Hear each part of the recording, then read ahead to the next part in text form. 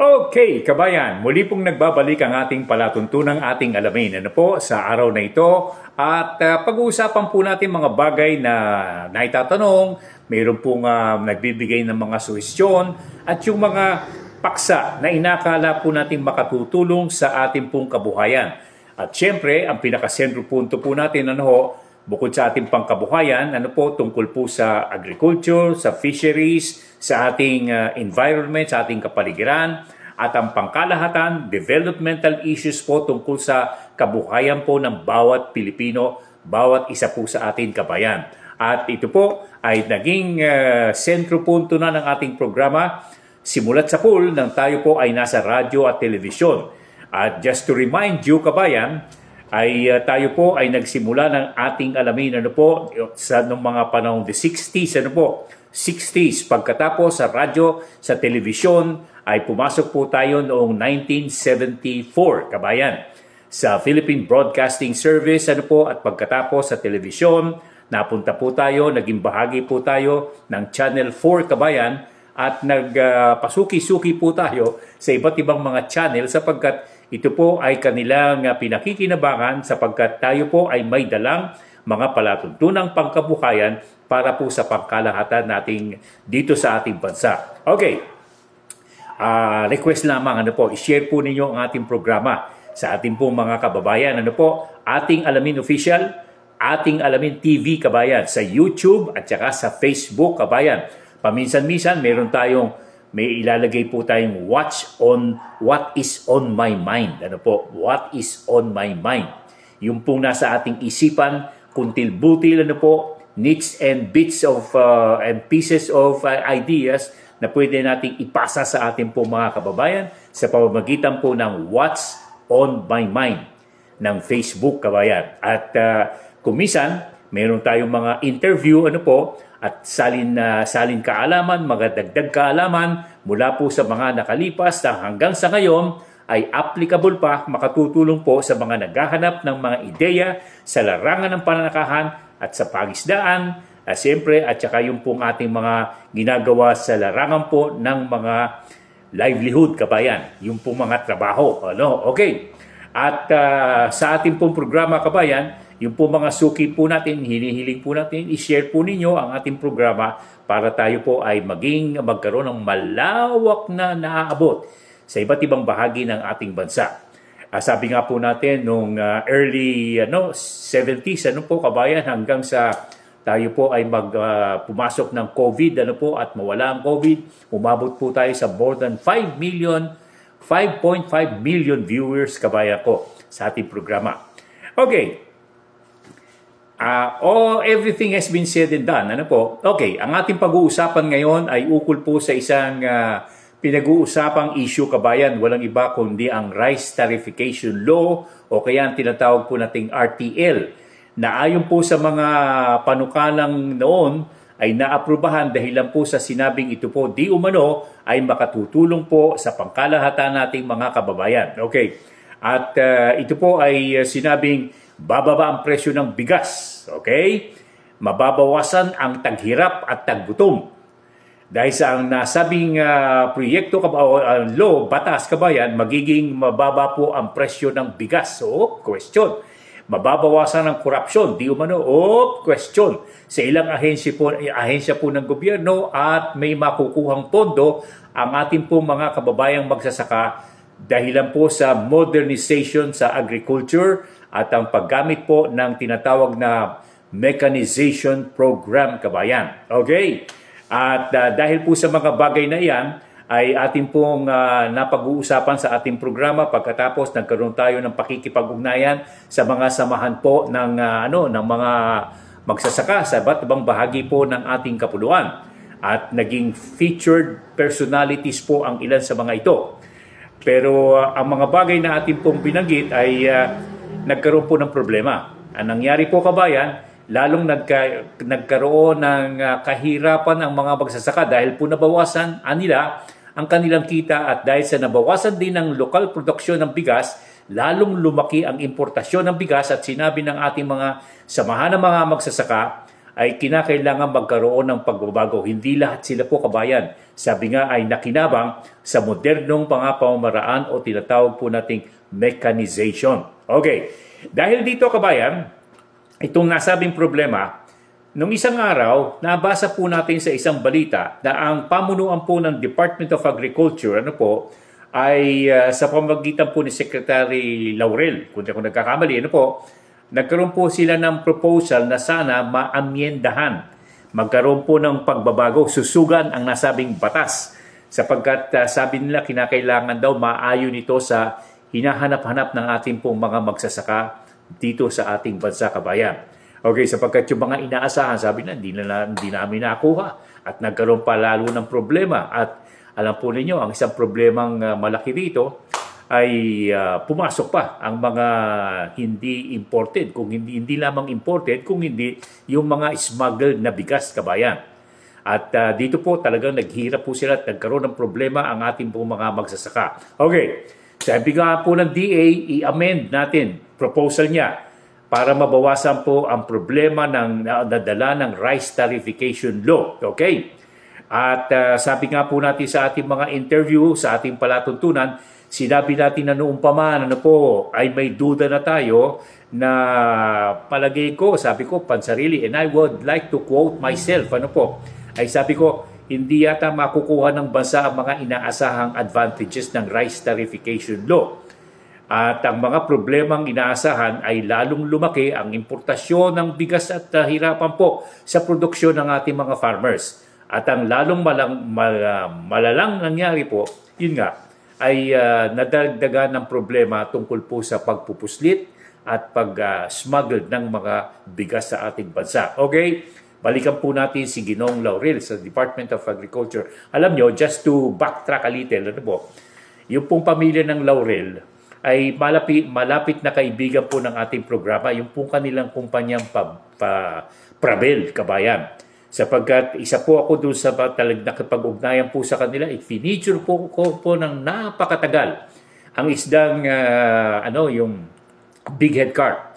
Sapagkat ito po ay ginagamit po nila sa larangan po ng industriya, at pagkatapos ang pinakakarni nito, sapagkat malaki yung big head carp, kabayan, ay nagagamit po ito sa iba't ibang mga pamamaraan at lalong-lalo na nakatutulong po sa ating mga mangingisda sapagkat malaki po at malaman ang nasabing isda at kulang na kulang po sa tinik. At ang nasabing big head carp, kabayan, ay nakukunan po, kung hindi ako nagkakamali, ng tinatawag po nating omega-3 oil. At ang may-ari po niyan ay yung pamilya po ng Laurel. At ang isa po siguro, bata-bata pa si Ginoong Laurel noon, ang ating DA Secretary. At ang aking nakakaugnay ay ang kanilang pamilya, kung di ako nagkakamali, aside from the directors at saka yung po mga technicians, ay nakaugnay din na po natin ang nasabing may-ari nito. At ito po, kabayan, ay isa sa mga bagay na sa palagay ko ay dapat nating mabigyan ng pansin sapagkat mismo ang Department of Agriculture ang nagsabing kinakailangan maamyendahan. Ako, kung tatanungin niyo ko, noong pa man sinabi ko, huwag na nating ipasayan sapagkat baka magkaroon ng malaking problema. Nangyari nga. Pero sabi nila, total na, yan na yan, pati na yung mga sabahan ng mga magsasaka, kabayan, ay nagsabing kinakailangan magkaroon ng pagbabago sapagkat hirap ang mga magsasaka. Sabi ko nga, dapat magkatulong-tulungan lahat. Para aside from the government, aside from the organizations ng mga farmers, at ang mga kagaya po natin sa media, social media, kabayan, dapat pumasok po dito at mabawasan po natin ang mga problemang ating pong nabanggit. At ito po ay sa pamamagitan po ng mga ugnayan at pagtalakay ng mga paksa at mga bagay na ating pong maitutulong sa kanila. Kaya dapat pakinggan po ng pamahalaan ang lahat ng proseso o lahat po ng mga proposal na ibinibigay at kung kinakailangan sa madaling panahon, mai-amend po ang RTL kundi tuloy ang alisin na. Ang mga proposal po ng ating alamin sa simulat sa pool, kabayan, ay ating pong sinabi nga na kinakailangan tulungan sa produksyon at bentahan ng bigas o palay ang ating mga magsasaka.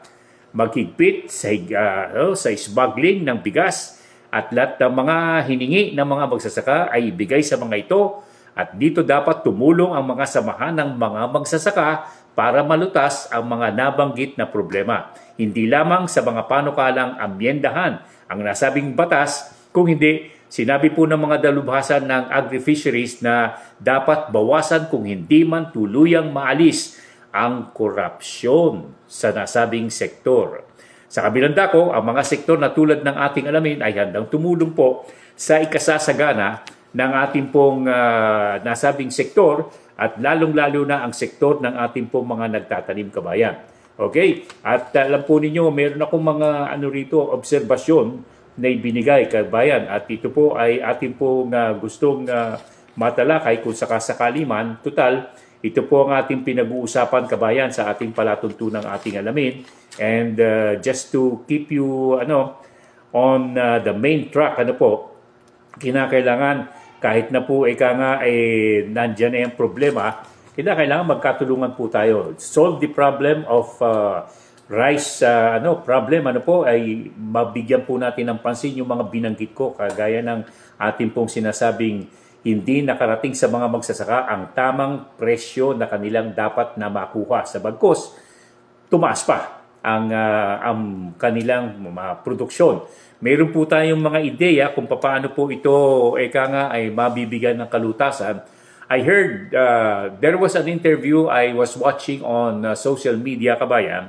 Ito po ay sa pamamagitan, kung hindi ako nagkakamali, si Colonel Beltran, kung hindi ako nagkakamali. At pagkatapos, mayroon pong mga nagbigay ng panukalang, ewan ko kung agricultural engineer. Sinabi niya ay pwedeng maibaba ang presyo ng bigas sa halagang 20 pesos.